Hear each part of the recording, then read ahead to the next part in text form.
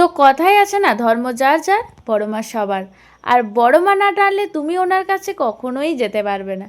তো ফাইনালি অনেক দিন পর আমি চলে এসেছি বড় মার কাছে। তোমরা অনেকে আমার বড় মার ভিডিওগুলো দেখে জানতে চেয়েছো যে বড় মার মন্দিরটা কোথায়। তো চলো আজকে তোমাদের সাথে শেয়ার করব বড় মার মন্দিরটা কোথায়, কিভাবে যাবে, যেতে কত টাকা খরচ পড়বে, A to Z ডিটেলস। তো স্কিপ না করে পুরো ভিডিওটা দেখতে থাকো।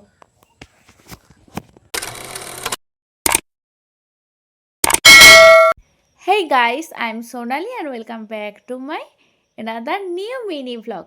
So guys, তোমরা সবাই কেমন আছো? আশা করি সবাই ভালো আছো আর আমি তো বিন্দাস আছি। আর আশা করি আমার টাইটেল আর থাম্বনেল দেখে বুঝেই গেছো যে আজকের ভ্লগটা কী হতে চলেছে। হ্যাঁ, এখন বাজে ঘড়িতে 10টা আর আমি এ বাড়ি থেকে বেরিয়ে গেছি বড়মার মন্দিরে যাওয়ার উদ্দেশ্যে। আরে না না, নৈহাটির বড়মা নয়, ইনি হলেন আমাদের সবার ভালোবাসার ক্ষীরপায়ের বড়মা। ক্ষীরপায়ে পৌঁছে গিয়ে দেখি বাবরসা, যেটা ক্ষীরপায়ের সব থেকে ফেমাস একটা জিনিস। তো সেটা দেখে আর নিজেকে সামলাতে পারলাম না, চলেই গেলাম। তো কিছু বাবরসা নিলাম আর সাথে নিলাম কিছু মিষ্টি। তো চলো ভিডিওটা প্রথম থেকে শুরু করা যাক। তো আমি আজকে যাচ্ছিলাম বড়মার মন্দিরে আর অনেকে আমার কাছে জানতে চেয়েছে বড়মার মন্দির কোথায়। তো ফার্স্টে আমি আমার নিজের পরিচয়টা দিই। আমার বাড়ি পশ্চিম মেদিনীপুরের চন্দ্রকোনা রোডে। তো আমি গেছিলাম চন্দ্রকোনা রোড থেকে ক্ষীরপাই। তো চন্দ্রকোনা রোড থেকে ক্ষীরপাই যাওয়ার জন্য তোমরা চাইলে বাইকেও যেতে পারো, আর না চাইলে তোমরা চন্দ্রকোনা রোড বাস স্ট্যান্ডে যেতে পারো। তো ওখান থেকে বাস নিয়ে সোজা তোমরা চলে যেতে পারো ক্ষীরপাই। এরপর তোমরা ক্ষীরপাইয়ের বাস স্ট্যান্ডেও নামতে পারো, আবার হালদার দিঘিতেও নামতে পারো। কারণ তোমাদেরকে হালদার দিঘি থেকে আরেকটু যেতে হবে ভেতর দিকে। তোমরা সেখানে চাইলে হেঁটেও যেতে পারো, আবার চাইলে টোটোতেও যেতে পারো। আমার মনে হয় তোমরা যদি নতুন বা প্রথমবার যেয়ে থাকো তো টোটোতে যাওয়াই বেটার, কারণ তোমরা খুঁজে পাবে না। আর যদি তোমরা একবার হলেও গিয়ে থাকো তোমরা তো জানোই যে হেঁটে খুব একটা বেশি দূর নয়। তো আমরা গেছিলাম চন্দ্রকোনা রোড থেকে বাসে করে, আর চন্দ্রকোনা রোড থেকে ক্ষীরপাইয়ের হালদার দিঘির পর্যন্ত ভাড়া নিয়েছিল 40 টাকা। হালদার দিঘিতে নেমে আমরা গেছিলাম বড়মার মন্দির একটা টোটোয় করে। তো ওখান থেকে ভাড়া তোমাদের কাছ থেকে নেবে পার হেড 10 টাকা করে। আর দেখো টোটোওয়ালাকে বললেই তোমাদেরকে পৌঁছে দেবে বড়মার মন্দিরে। আর তোমরা যদি ভাবো যে বাড়ি থেকে বড় মাকে পুজো দেওয়ার জন্য জিনিসপত্র নিয়ে আসবে, তোমরা নিয়ে আসতেই পারো। আর যদি তোমরা না নিয়ে আসো তো বড় মার মন্দিরের সামনে অনেক তোমরা ডালা পেয়েই যাবে। তো এখান থেকেও তোমরা চাইলে নিতে পারো। তো এখানে ডালা তোমাদের বিভিন্ন দামের মধ্যে রয়েছে। তোমার 20 টাকা থেকে রয়েছে, 20 টাকা, 30 টাকা, 40 টাকা, 50 টাকা। তো তোমাদের ইচ্ছে। আর খুব ইন্টারেস্টিং বিষয় এটাই যে তোমরা বড়মার মন্দিরে পুজো দিতে পারবে একদম নিজেরা, কারণ এখানে কোনো পুরোহিত নেই। তো সেই কারণে তোমাদের মনের ইচ্ছা একদম তোমরা সোজাসুজি মায়ের কাছে নিবেদন করতে পারবে, যে জিনিসটা আমার সব থেকে ভালো লেগেছে। তো এটা আমি বড়মার মন্দিরে আসলাম দ্বিতীয়বার। তো যারা জানতে চেয়েছিলে যে বড়মার মন্দির কোথায়, আশা করি তোমাদের কাছে ভিডিওটা ক্লিয়ার হয়ে গেছে যে বড়মার মন্দির কোথায়, কিভাবে আসতে হবে। আর আমি তোমাদেরকে বললাম চন্দ্রকোনা রোড থেকে, কারণ আমার বাড়ি চন্দ্রকোনা রোডে। এরপর তোমরা যদি মেদিনীপুর থেকে আসবে বলো তো মেদিনীপুর থেকে তোমরা ডাইরেক্ট বাসে আসতেই পারবে। ক্ষীরপাই আসার বাস রয়েছে। আর ওই সেম তোমরা এসে বাস স্ট্যান্ডেও নামতে পারো বা হালদার দিঘিতেও নামতে পারো, কিন্তু আমার মনে হয় হালদার দিঘিতে নামাটাই বেটার হবে, কারণ বাস স্ট্যান্ডটা একটু দূরে। তো সেই কারণে তোমরা হালদার দিঘিতেই নেমে যেও, আর ওখান থেকে টোটো করে তোমরা চলে যাও বড়মার মন্দির। আর টোটোওয়ালাকে বললেই ওরা তোমাকে পৌঁছে দেবে। আর সত্যি কথা বলতে গাইস, বড়মার মন্দিরে আসতে আমার খুব ভালো লাগে, কারণ বড়মার কাছে আসলে আমার মনে একটা আলাদা অনুভূতি তৈরি হয়, মনে একটা শান্তি তৈরি হয়। আর এখানে সবথেকে যে জিনিসটা আমার ভালো লাগে সেটা হলো তুমি তোমার নিজের পুজো নিজে দিতে পারবে, কারণ এখানে কোনো পুরোহিত নেই।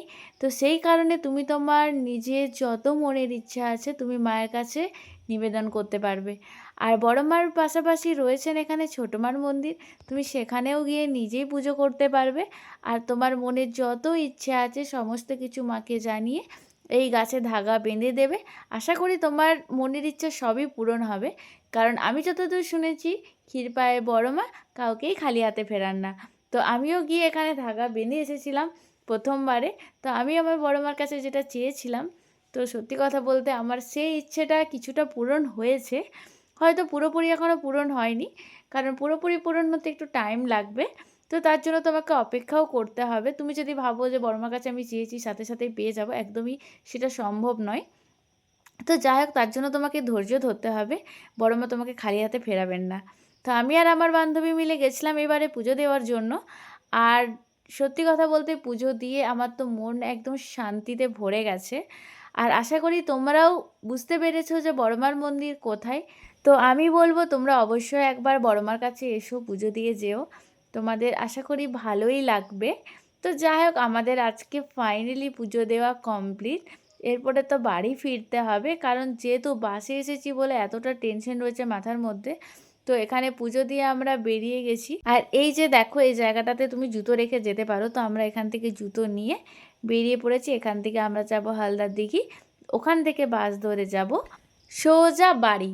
তো সেই কারণেই আমরা জলদি জলদি করে এখান থেকে বেরোনোর চেষ্টা করছিলাম, না হলে আমরা বাস পাবো না। তখন আমাদেরকে টোটোয় করে যেতে হবে। আর সত্যি কথা বলতে গাইস, সেখান থেকে টোটো পাওয়াই যায় না, কারণ বাসে যেতে এমনিই খুব কষ্ট হয়।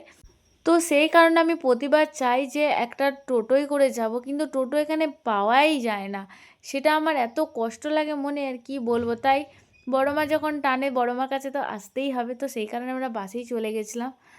আর গাইস, দুঃখের কথা কি বলবো তোমাদেরকে, বাস পেলামই না। আমাদের অনেকটাই লেট হয়ে গেছিলো, আর সেকেন্ড বাস একটু লেটেই ছিল। তো সেই কারণে আমরা এখান থেকে একটা টোটো করে নিয়েছিলাম। তো টোটো করে চলে আসছিলাম বাড়ির উদ্দেশ্যে। আর সত্যি কথা বলতে গাইস, এই যে জায়গাটা, এই ব্রিজটা, সিধুকানু যে ব্রিজটা, তো এই ব্রিজটাতে আসলেই আমার মনে হয় আগে দুটো ফটোশ্যুট করি, দুটো ভিডিও বানাই, তারপর আমি বাড়ি যাব।